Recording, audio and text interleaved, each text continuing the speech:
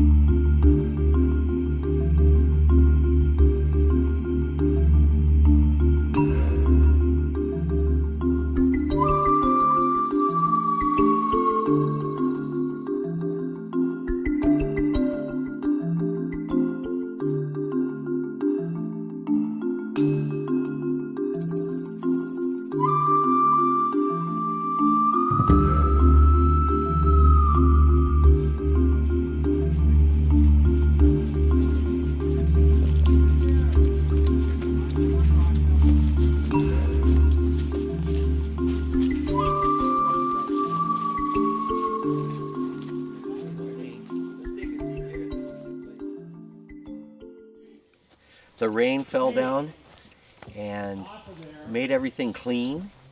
There's no dust today. And all the leaves got a bath and they're all shiny. Look at how shiny all the leaves are today. They say, thank you, rain, for making me clean. This time of year when all the little babies are growing, it's real important to stay on the trail. And now in a few weeks, you'll see those babies will grow big. Now when we go and step on them, they'll spring back. They're young children now. Like you can play with them and roll around with them, and they're still okay. Now later in the summer, they're going to become adults, and they're going to make flowers. And that's when they get married and they make seeds. All the bees, they bring pollen to them, and then they make the seeds. And that's when we grab our sticks when the seeds are ripe and we mow the forest with our sticks and make the seeds go everywhere. Remember doing that with our willow sticks? So we've already done that this year. Now we can watch the baby seeds grow. Those are going to start growing. And then we'll be able to see them later in the year. And we'll know to walk around our baby trees instead of stepping on them. And as when I was a child your age, I was lucky enough to live in a forest just like this. And I remember what it's like to feel natural. So when you're out here today respecting the babies, that's part of feeling natural. Our time will come later in the year to get the seeds or to pick some flowers, but not today. All the babies just got born in this rain. This is a song that you sing to bring the rain. A moment in time, one night, one night, a moment in time, one night, one night. A moment in time, one night, one night,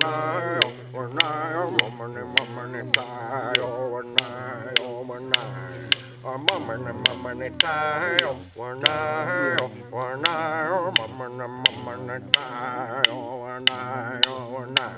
A moment in time,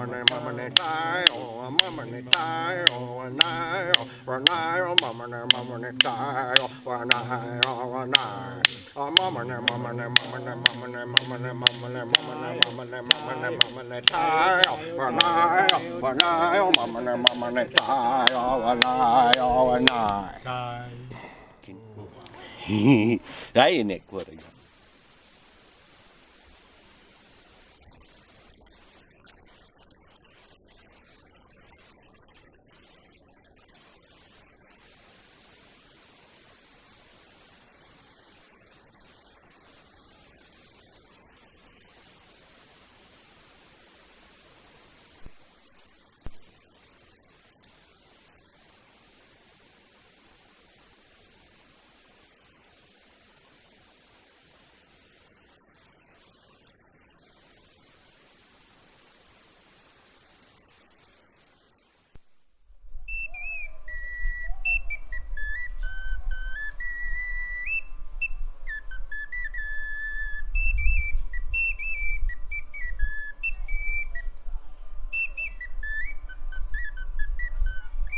Transborder ours, and they call them Ojibwe today.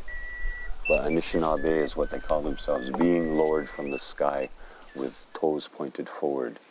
That means with every step you take great care. You just don't step on things. You take your mindfulness into your walking. You fox walk. That's what it's all about. Anishinaabe means fox walkers. It's actually what it means, that you have great respect with every step you take. So sometimes I like to explain that about the dreaming, how people dreamed a long time ago. They don't talk enough about it. People just assume you go to bed at night and you have a dream. Those dreams weren't paid too much attention to. A lot of those dreams are just our bothers and our troubles and our worry and things like that. A lot of that kind of dreaming. Most of the dreaming was specifically done. It was chosen when to dream during the daylight hours. So that's something about dreaming that I don't hear talked about too much anymore. Do you sit, like a sit spot? No, you'd lay down, you'd fall asleep, but you would hold an intention in your mind as you fell asleep. And that also that you're working with the two times, creation and ancestors. One's giving birth and one's gone. So it was kind of like that. So I always wanted to sing that song, but my people were really strict. They said, when you learn all our music, then you can go learn an Ojibwe song or some Sioux song or some Navajo song. We got so much music. Why would you want to go waste your time learning something that's not even ours? We don't live in the desert. We don't live in the prairie. We don't live in the Pacific coast. Why do you want to sing that song for? Why is it relative to you? But to me, it was important.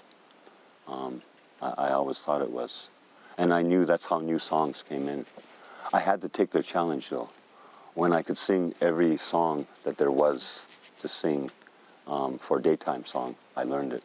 When I could sing every nighttime song in ceremony, and when I could do all the ceremony songs, then I says, now I'm going to sing because I took your challenge, and I did. So no one bothers me back home about what I learn now and what I sing, because I learned it. In order for me to do that, though, I need to explain something else, though. I had to quit school. I knew it was a conscious choice. By 13, I knew I couldn't go anymore because they don't sing these songs at school. They don't sing the herbology of our land at school. They give us a general herbology, which isn't good enough to living on the land. So I needed to know exactly what the people knew, where I lived for thousands of years. That's the knowledge I went after. So with me in schools, I had two different kind of schools. I have to be careful how I say it because, but I'm the exception. I skipped school every day, but I didn't skip school every day.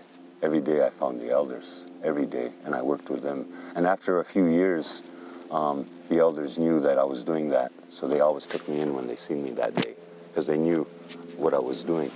And it was hard too. Sometimes I'd get picked up by the police, truant officers, they drag you to school, you get arrested. It was a hassle, you know. But I was dedicated, and the only reason I can say it is because of my dedication. I didn't just skip. I didn't go fool around. I didn't go mess around. I was pretty dedicated to being with the elders at that time in my life, and I was dedicated to learning what they knew and what they wanted to teach. So it's not like I skipped school. It's just that I went to a different kind of school that wasn't quite legal at the time. Now it's become legal where I come from. All these things are taught in our schools now. But at that time, when I was going to schools in the 60s and 70s, still a lot of things were illegal. Still a lot of things Indians couldn't do in school. It was still kind of rough a little bit, you know, in the schools. And mostly the things that they would tell us, it didn't jive with us as a people. It wasn't true, but they were still telling us that kind of stuff in school. So that's why I chose to do what I did, and that's why I learned what I learned, because I took that time, at that time, to learn this kind of songs, this kind of music, and the dancing. So about the dancing again, I'm going to say it, that it's always about giving thanks. It's always about expressing your body, and these bodies are on loan for this short little time we're here. So, and this is all we really have control over in this life, is our body. So with our body, using it in a good way, when you move, you just say thank you to all creation. Thank you for your body. Thank you for being here. Thank you for all our friends. Thank you for all this life, you know. So that's the main part of the dancing. Yeah. Let's make a circle, guys, right here. That your right foot, if you're moving right, moves with your arms. And when you switch, it's just your arms keep going and your legs switch. Try your left now.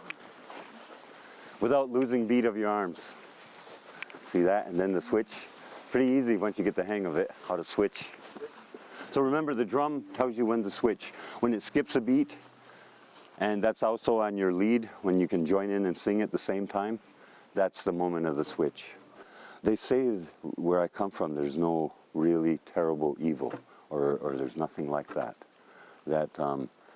It's kind of hard, but really it's not. It depends on the people you're with. That's what they would say, depending on what it is you're going through. But that we didn't come here to go through hard lessons. Mostly we came here to thrive, to live well, to dream well, to be kind to each other and to be happy. That's why we came here. We didn't come here to give people a hard time. You guys ready?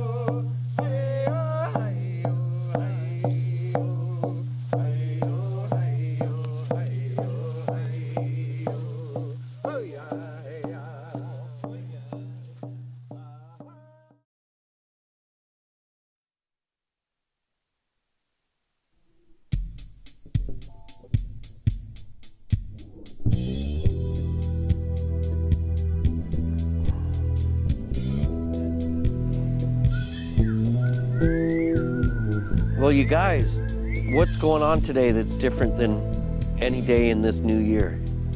Since it's actually hot. That's great. Hold on, let's talk. What else? It's my birthday. Oh, well, happy birthday. Yeah. Happy birthday to you. Happy birthday, dear Roy. Happy birthday to you. And many more. Perfect. So you guys, he hit right on the nail right there. Okay, come on, right here. You got to be sitting down with everyone else. Your dad's going to watch this, and I'm going to tell him. See that? Huh? All right. See? He knows my dad. It's warmer. So when it's cold, what do you guys want to do? Like cold. Sit by the fire, curl up, take a long nap, sleep all day, right? Well, you know what? You guys are no different than everything else in this universe. The warmer you make it, the faster it moves. And that has to do with everything that we can look, smell, touch, see, everything. Now, today it's warmer and everything's moving faster. Yeah? Also, the more it moves, the hotter it's. Also, the more it moves, the hotter it's probably gonna get. It's probably gonna get hot. So you're saying a swarm of seagulls is gonna warm up because they're all moving fast? Yes. All right. I guess. They can produce body heat. And so there's little thermals behind the flock of seagulls, huh? All right. I got you. We'll have to get the infrared out and see how well that actually works.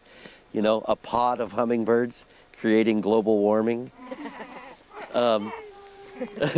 Okay, but since everything's moving faster, what happens to the little tiny bug that's in a little tiny hole like that? If he's moving faster, don't you think he might need a little more room to move? So he pops his head out and he pops his tail out and he starts moving faster, and every other little creepy bug that's moving faster is out there eating him. And then there's another bug to eat that one and another bug to eat that one. And today is what I like to call a flush is occurring.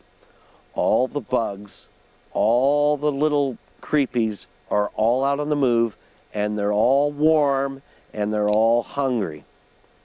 Now, a week ago, we could have seen 24 different creepies. Today, you're going to see 200 different creepies. And that's when I ask you to bring your magnifying glass, your loop, something like that helps.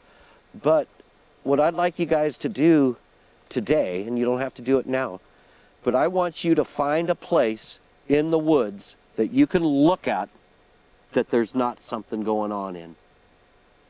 It's pretty obvious today. Every tree and every moss on the rock has a creepy crawling over it today. Now, when I learned to hunt, I learned that the nature of the animals I use to my advantage and to their disadvantage. If I know an animal's going to drink, I'm just going to sit down by the drinking hole and it'll come to me. It's as easy as that. Now, when I learned about the nature of the animals, it was most important for me to know what they're not doing today, so that I won't waste my time looking for that particular animal in that particular spot on this particular day. And you know, we have 300 different days a year, 365, right? And leap year. Well, deer only eat certain things certain times a year. That's the kind of nature you need to learn. Today, during this flush of activity going on, you're going to find a couple spots in this forest, and there's only going to be 2 or 3 where there's nothing going on. Why is it that today is the most going on day of the whole year, but you can still find a place where nothing's going on there yet? It might go on later. It might have already happened sooner. But when you're out today looking at a place where there's a creepy everywhere, try and find that place where the creepiness hasn't started yet, or where it's already finished. In the same thing, while you're out today looking at the trees, go up to a tree and see what kind of ants are on it, what kind of bugs are on it. See what kind of tree it is. Look at what the health of the tree is. Did you know that a sick old pine is going to be covered with bugs? You better not hug it. But that healthy pine, that guy right there and the one next to it, there's very little activity on it because there's nothing going on for the little creepies. So you can determine a tree's health by understanding the insects that are on it and when they're on it and when they're not. Right? Remember a couple of years ago we tracked the ants back to the ant tree? Were you guys there? And they were using the garden hose as a freeway. And the full stretch of it. That's what I'd like you guys to pay attention to, is the little things today. Because you're going to have a hard time looking at a piece of ground that doesn't have something crawling over it today. Today is this big flush. And that's real important to notice those things. When you start identifying the ants with the red butts, the ants with the black butts, the ants with the speckled butts, the ants that smell terrible, the ants that smell sweet, look at the health of the tree they're on and what are they after. You know, eating manzanita flowers is wonderful stuff. Oh, there's a flower, I'm going to go eat it. But you know when you eat them? When the ants are on them, because that's when they're the sweetest. So as soon as you start seeing the ants come up the tree, tink, it's time to eat them. Okay, now those ants were going up a tree because of its health. Some ants go up a tree because of rotten places and decaying places where they can nest under bark. These ants aren't benefiting nutrition from the tree as much as they are shelter, and sometimes all the grubs and other things they can grow in the tree. We have ants that grow funguses and stuff. You have to have rotted places to grow those in. So when you see a tree in decay and you see that ant on it, notice that that's a different ant than the ant that was going up the manzanita, or at very least it's going up for a different purpose. Okay? You're going to have every opportunity today to follow some bugs. I've seen the littlest perfect spider webs with like, where's the spider? And you look closer and it's like the size of a pinhead and it's right in the middle of the web. But the web's only this big, but it's got 1 million strands. They're all over today. When you find that creepy place where no creepies are going on, stand back and figure out why.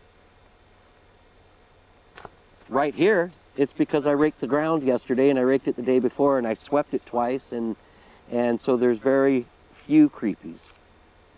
But it's a whole different story right there. We figured out why this is the one spot in the forest with no little creepies today. I did it.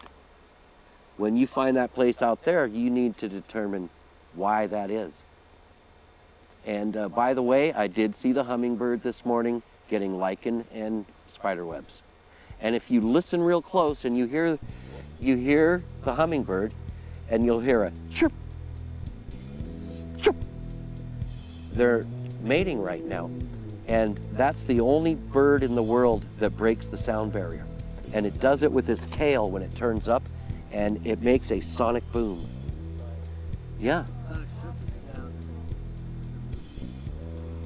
And a miniature sonic boom, and it's the ruby-throated woodpecker. Look it up online tonight and you'll see worldwide it's famous for what? For making sonic booms. And they're making them, no, hummingbird.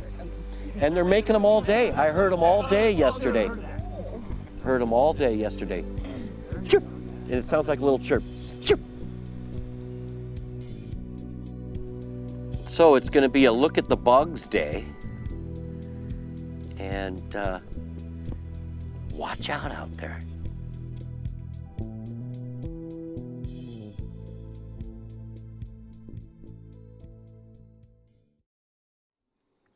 Where we're standing out here at the Patapanica village is an area of forest that has regrown since the ranching efforts in the 50s, 60s, and 70s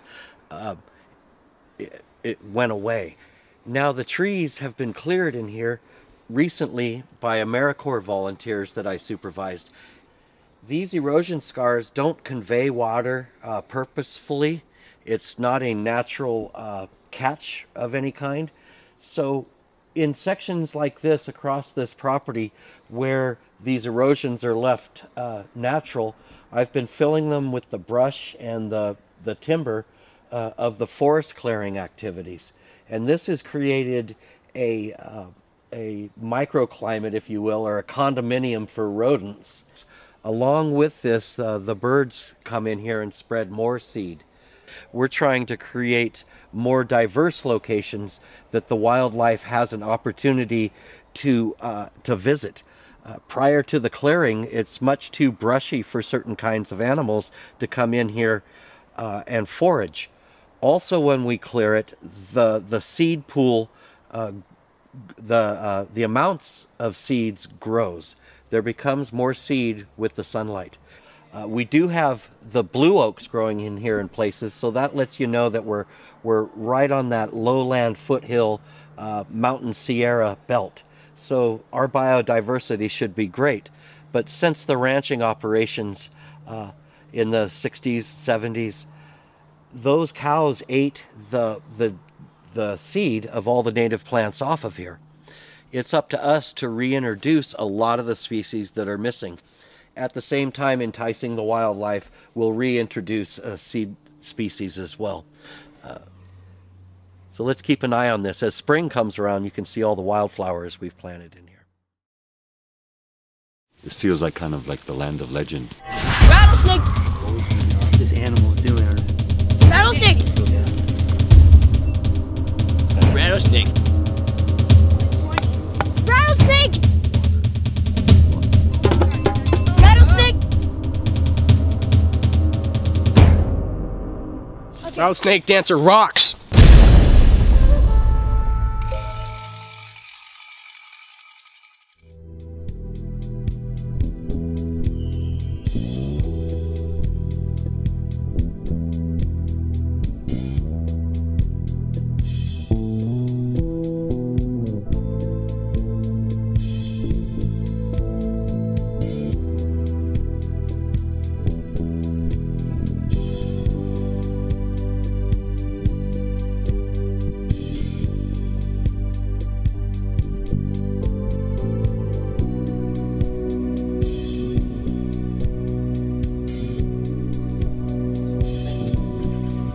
I'm going to have the kids plant some trees today.